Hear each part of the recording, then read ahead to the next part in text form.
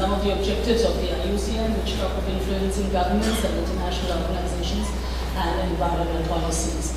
I would like to request you, therefore, I feel if I am elected, I will be able to contribute some skills to the working of the Council. Thank you very much. Thank you. I now see that we have two of the three presidential candidates here. I'm going to ask Vilmos, who's been here for a while, to come up and speak. And after that, Anja Schweikman.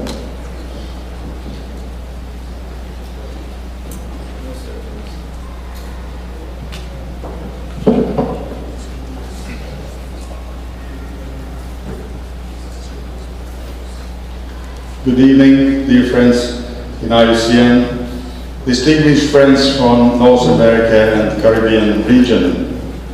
Thank you for your invitation. I'm very happy to be here.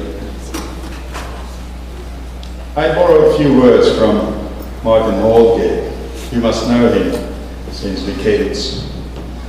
The strong members make the union strong. This is my motto for the future. You know, I regard IUCN as an organization which has huge assets, really vast assets. And the main assets are the members and the commissions and the commission members. This distinguishing the organization of others.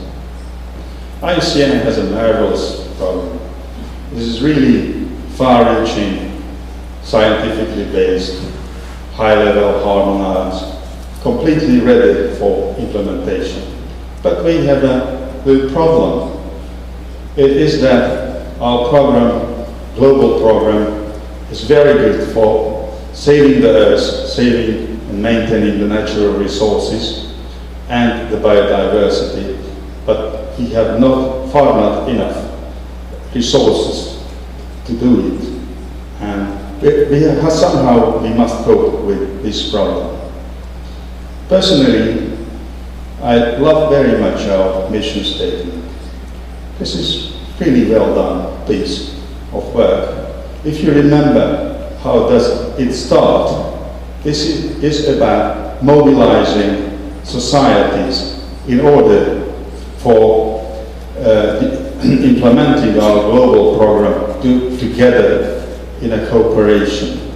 IUCN needs an empowering program, working with sectors, with its own members, is very important, and also with other sectors, from the private, to all components. I offer to IUCN a new deal.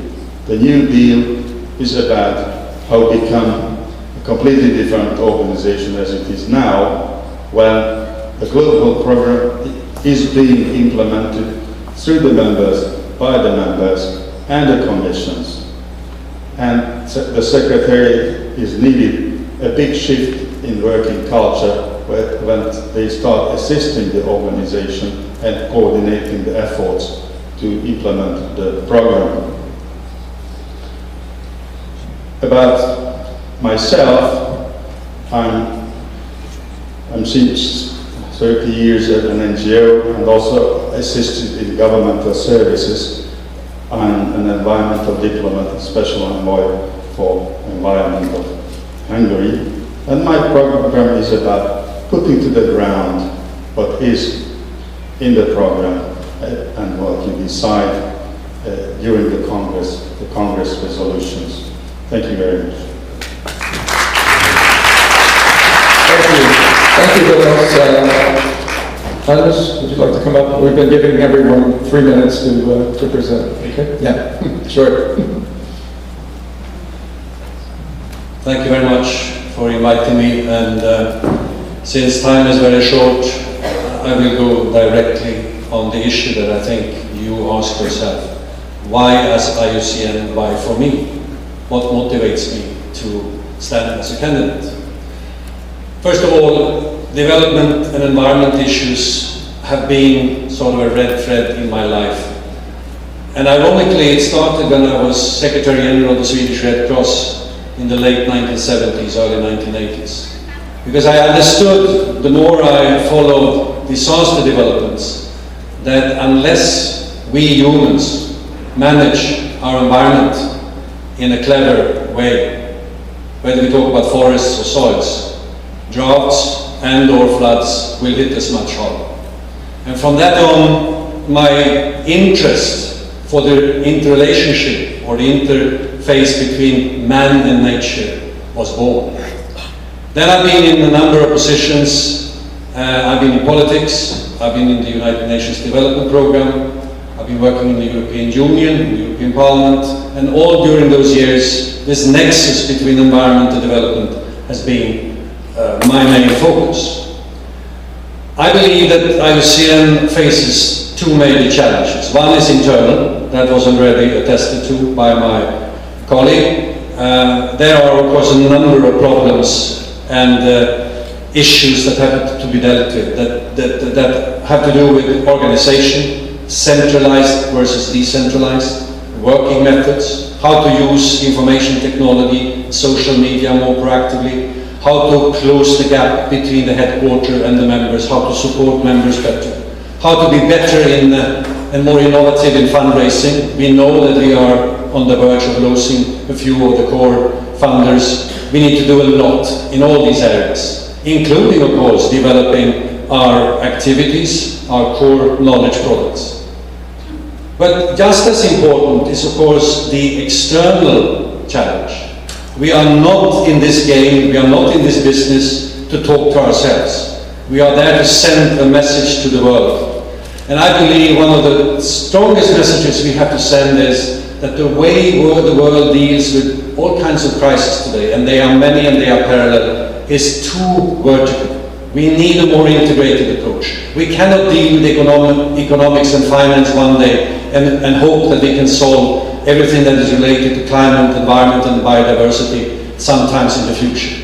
And I believe IUCN is in a good position, very good position, not least after Rio+20, which was a failure, to convey a very clear message, underpinned by good science about how to integrate and how to shape this new green economy agenda that is still very, very vague. I see that time is out. I can only tell you that if you elect me as president, I will provide leadership both with regards to the inner life and to the external action. I have the experience, I have the knowledge, I've been in there for quite some time, and I'm highly motivated, and I'm very humbled by being asked to be a candidate. Thank you very much.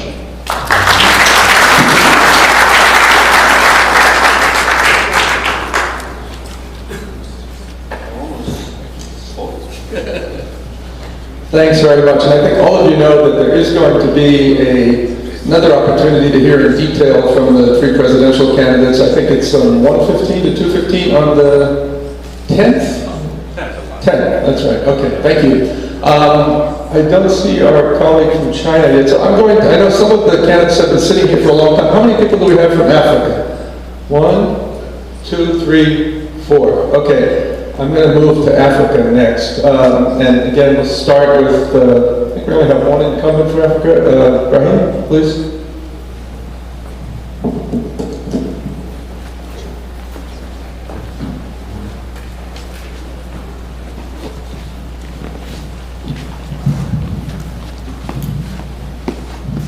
Okay, thank you, Ross.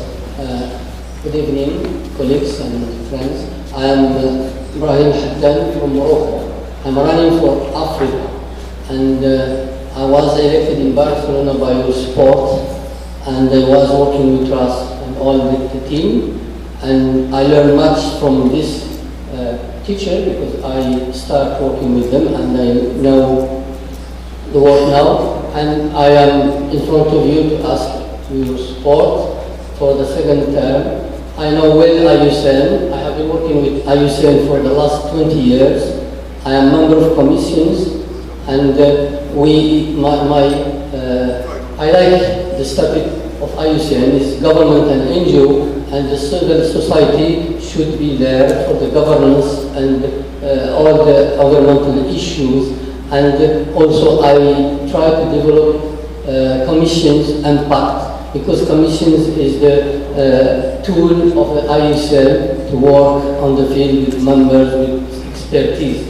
So I'm not going to speak about myself. I have a pamphlet here. I will leave it here. So all the details. I have been working in forest department for 30 years. I'm working mainly in management of wildlife and protected area, and we develop an education program with a gender where we include the woman, because the woman and the biodiversity in our developing countries is very important, because the women, they work in the field, they collect fruits and everything. So we try to develop a program for gender and biodiversity conservation, and that is very important. So thank you very much for your help, and I look forward to your support. Thank you.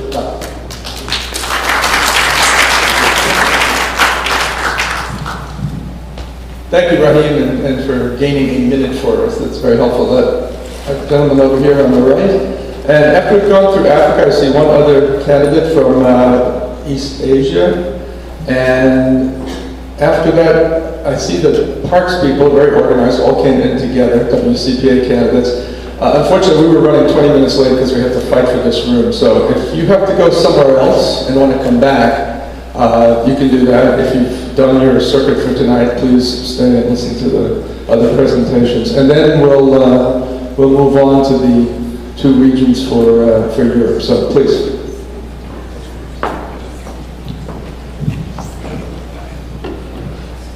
Thank you, North America and Caribbean, for giving me the chance to speak today.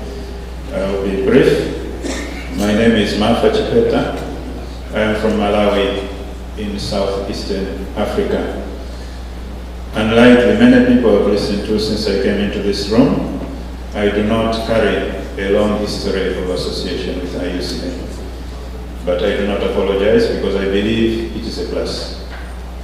At a time when IUCN wishes to look at conservation in the context of development, in the context of livelihood.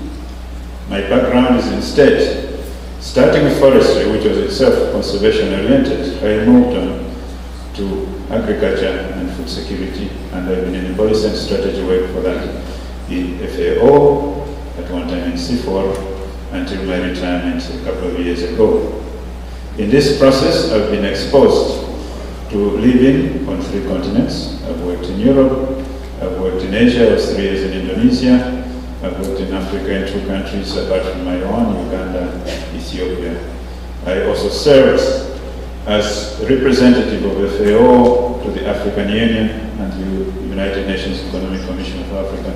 So the networking on the agriculture and the rural development side is quite strong.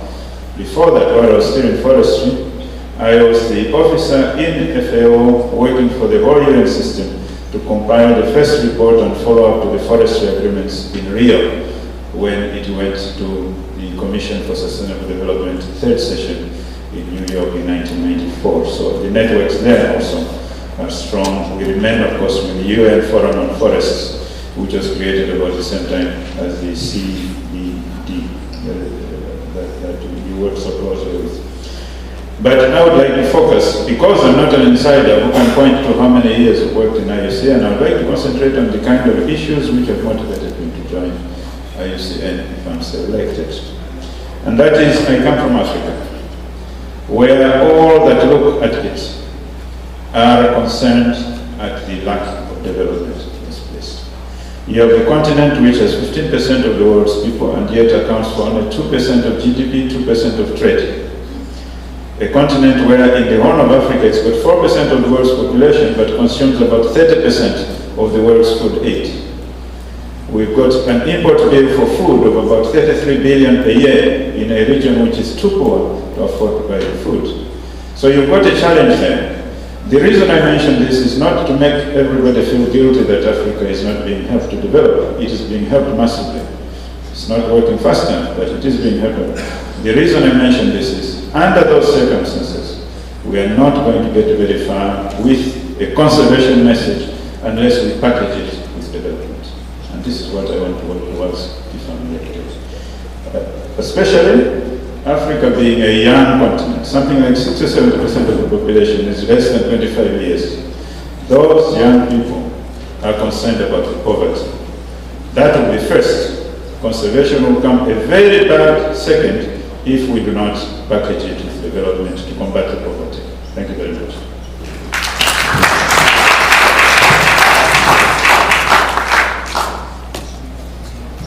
Thank you. Gentleman here, please.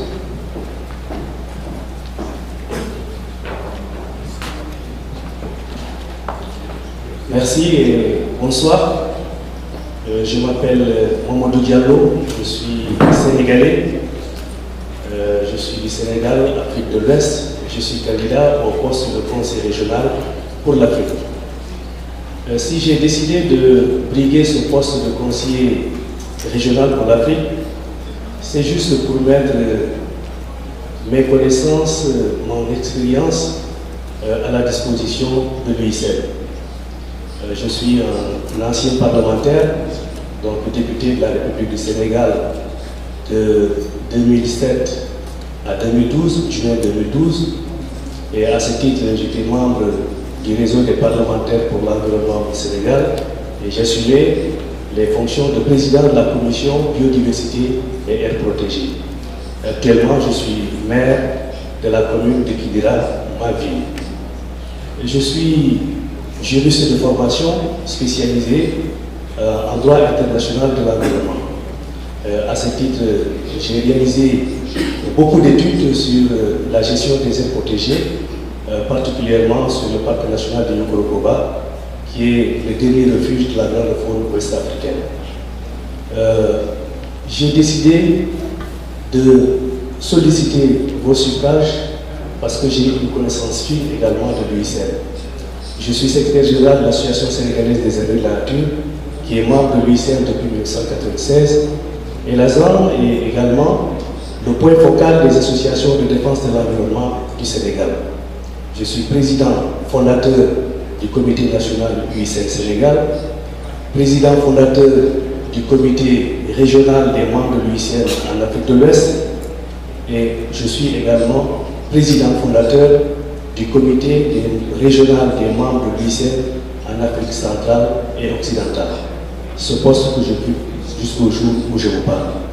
Donc, ayant une connaissance fine de l'UICN pour être membre, être président du comité national, comité régional, mais aussi membre de la commission éducation et communication, je connais les préoccupations des différentes composantes de l'UICN et c'est la raison pour laquelle je voudrais encore une fois mettre mon expérience au service de l'UICN pour être le conseiller régional de l'UICN pour l'Afrique. C'est à ce titre que je sollicite votre soutien et si vous m'accordez votre confiance et vos suffrages, je vous jure de servir l'UICN avec loyauté et dévouement. Je vous remercie pour votre grande attention.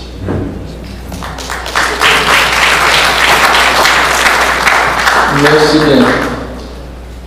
And the fourth candidate from Africa. I understand the African region last night had problems with their venue and that you're going to meet again at some point. You're going to meet again tomorrow. In which room? This one, hopefully. Thank you very much and thanks for the invitation. My name is Jessica Erio Osuna. I come from Uganda, Eastern Africa. I have been in Parliament as a member of Parliament for 10 years and of those 5 years as Minister of State for Environment. And in that I have attended a number of conventions, including the World Sustainable Development Summit in South Africa, and also the recently Rio +20 IUCN in Barcelona, and a number of others. I come from a region which is very rich in biodiversity, a number of ecosystems, natural-based culture, and we need to preserve this. However, the region also has very high number of endemic and threatened species that need to be protected. Because also the region is very rich for tourism, but also the tourism aspect is not yet exploited in full. And I would like to invite some of you to come and visit my region. But we can also continue to visit this region if we can protect the biodiversity that we have there. We are on the equator, but we have mountains with snow on its cap, with climbing lions, with a number of other species. We are also threatened with invasive species, and the issue of population pressure, economic conflicts, climate change is affecting our region very greatly. We have organic agriculture in the region, but also this is threatened because of a number of all these reasons that I have mentioned before. We have a high potential for renewable energy. This is not yet exploited, and I think this also offers an opportunity for us from that region and in Africa in general to trade with the Western world. Gender and conservation is a big issue. We need to address the issue of women and children in particular and build their capacity. They need to understand. And also we need to offer them access and benefit sharing of these ecosystems that they depend on, that they provide, that they can, we can all together work with them to protect. Technology innovations and technology transfer and financing are very, very important for my region, for